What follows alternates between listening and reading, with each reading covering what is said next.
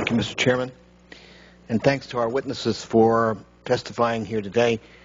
As the newest member of Congress, I was not here to vote on sequestration, thank goodness. Had I been here, I would not have voted for this irresponsible plan. This is an irrational way to deal with the budget deficit and our national debt. Sequestration represents a failure of leadership in Congress and is absolutely the wrong approach to getting our fiscal house in order. It would have a devastating impact on the two military installations, the service members, civilian personnel, and defense contractors that are the major economic drivers in my district.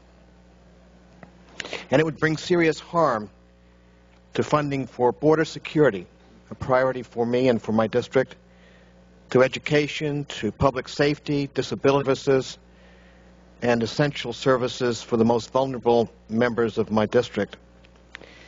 If a family took an approach like sequestration to manage its budget, it would cut mortgage payments, utility bills, food, clothing purchases, child care, and all the rest by the same amount across the board.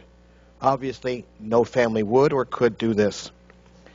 And while I was not here to vote against sequestration last fall, I'm here to help stop it. I came here with the full intention of working across the aisle to solve problems. I've been told countless times this is a pretty naive proposition, but I remain hopeful that common sense and bipartisanship will yet prevail. My question is for you, Dr. Carter.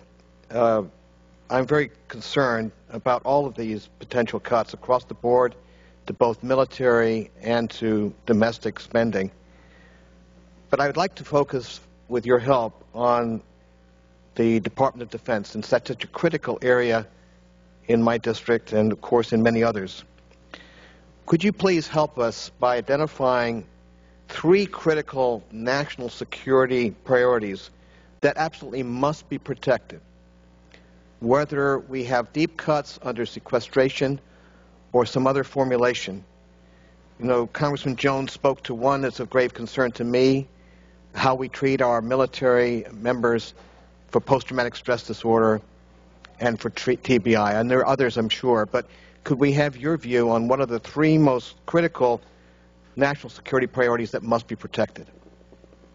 Well, the first one that obviously comes to mind is our wartime spending and support to the forces that are engaged in the fight in Afghanistan.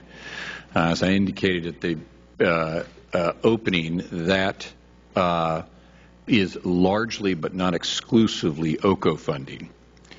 And the bad news is that OCO is subject to sequestration.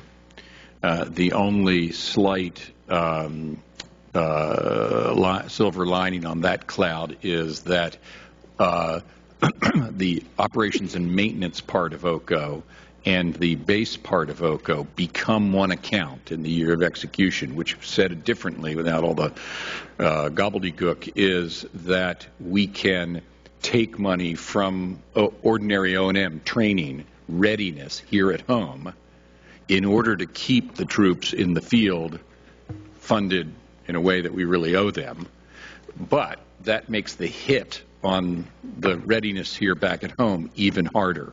So you're shifting the pain away from the theater, which is the responsible thing to do, but you make it even heavier.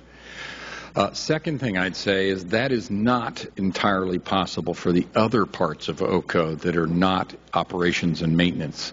And we are going to have to find other ways there to provide the materiel and so forth that the troops need in the field.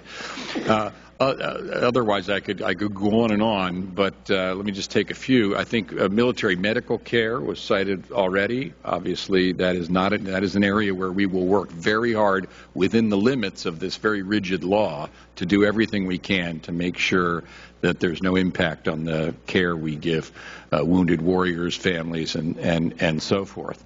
And of course, the exemption of military personnel is one way of signifying our faith in the impulse of ordinary soldiers, sailors, airmen, and Marines. So there's are 4 or 5 responses to your question. There are many. Thank you, Dr. Thank Carter. you, Mr.